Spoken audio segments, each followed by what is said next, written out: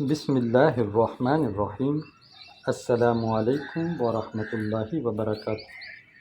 Doctor علامہ محمد اقبال رحمۃ اللہ علیہ کی اردو کلیات سے اشعار کا انتخاب موضوعاتی لحاظ سے پیش خدمت ہے۔ اس سلسلے کا فائدہ اساتذہ، طلباء، خطیب حضرات، لکھاری حضرات اور قائدین امت مسلمہ کو یقیناً ہوگا انشاءاللہ۔ آج کا عنوان ہے اللہ۔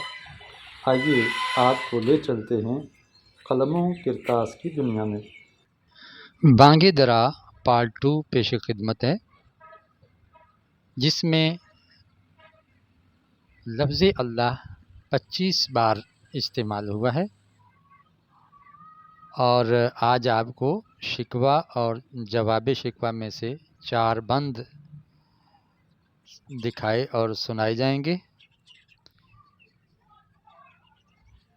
شکوہ میں علامہ محمد اقبال رحمۃ اللہ علیہ بندے کی نمائندگی کرتے ہوئے رب سے کہتے ہیں، شکایت کرتے ہیں، کیوں زیاں کار بنوں، کیوں زیاں کار بنوں، سود فراموش رہوں،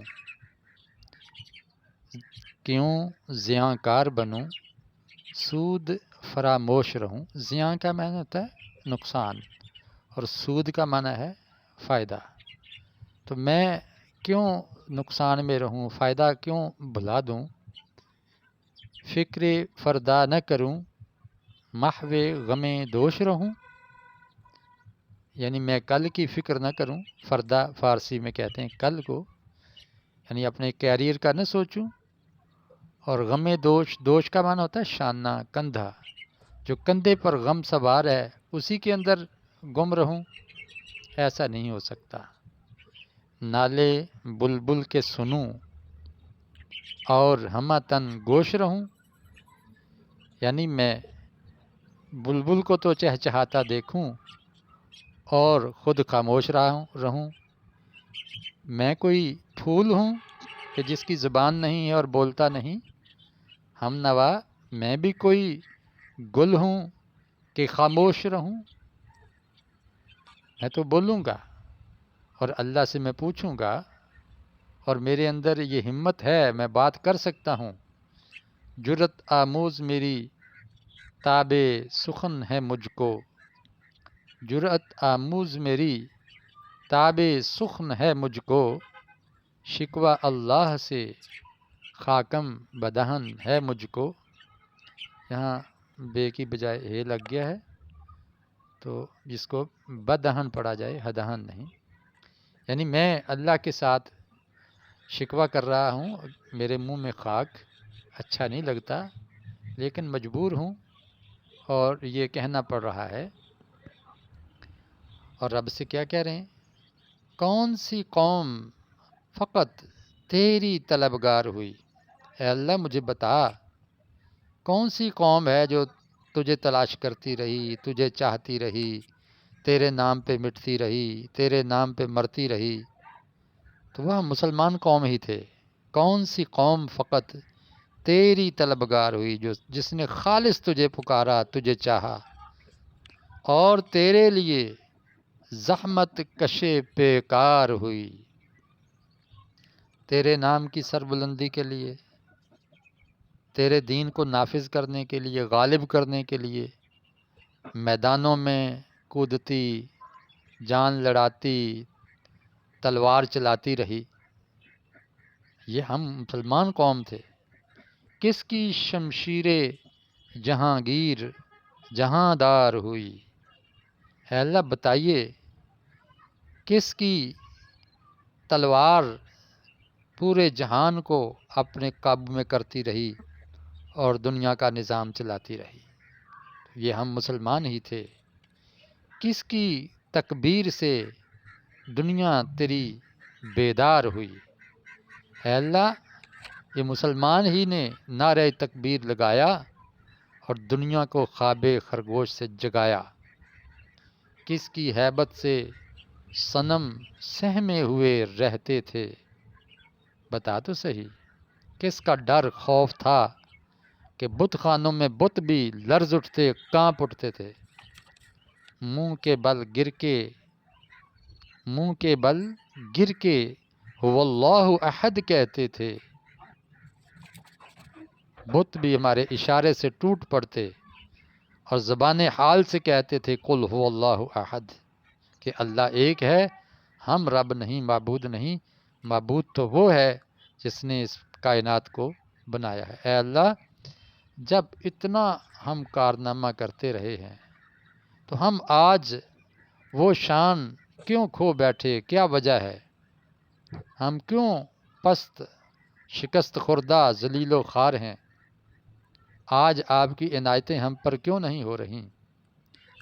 اللہ آگے جواب دیتے ہیں، اور اقبال رب کی زبان بنتے ہیں، کہتے ہیں کہ اے میرے مومن بندے، اے مسلم، عقل سے کام لے، علم سے، ہنر سے، فن سے مدد لے، دل میں ایمان پختہ رکھ۔ جب اقبال عشق کا لفظ بولتے ہیں تو اس سے مراد ایمان ہوتا ہے۔ اقبال کہتے ہیں کہ رب نے کہا عقل ہے تیری سپر، عشق ہے شمشیر تیری۔ عقل ہے تیری سپر، سپر کہتے ہیں ڈھال کو، اور شمشیر تلوار۔ عقل ہے تیری سپر، عشق ہے شمشیر تیری، میرے درویش خلافت ہے جہانگیر تیری۔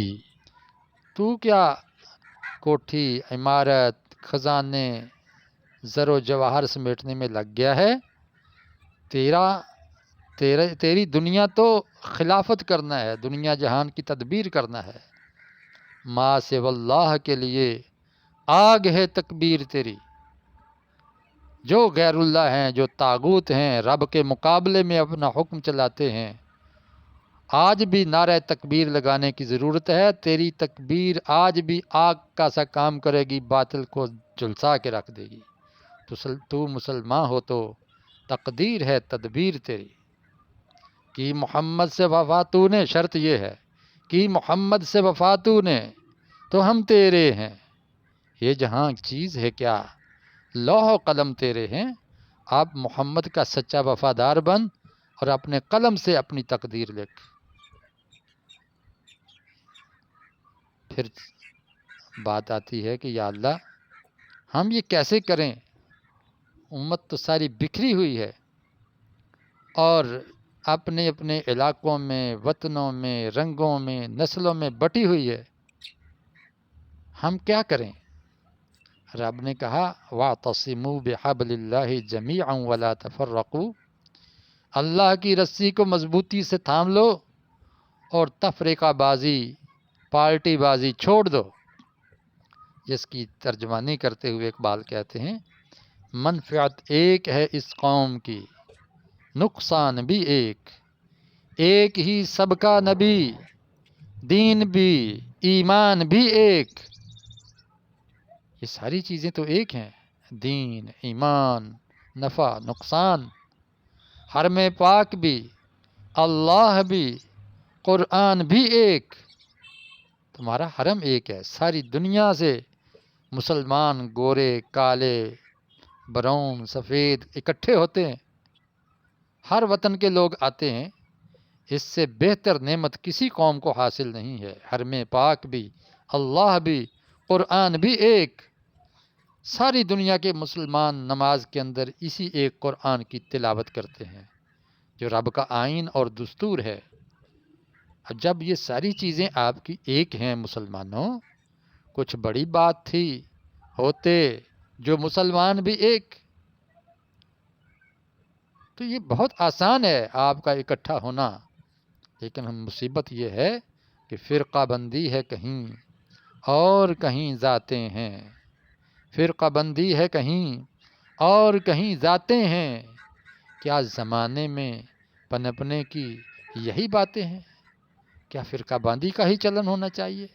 ذات پات کو ہی فروغ پانا چاہیے؟ نہیں، اکٹھے ہو جاؤ۔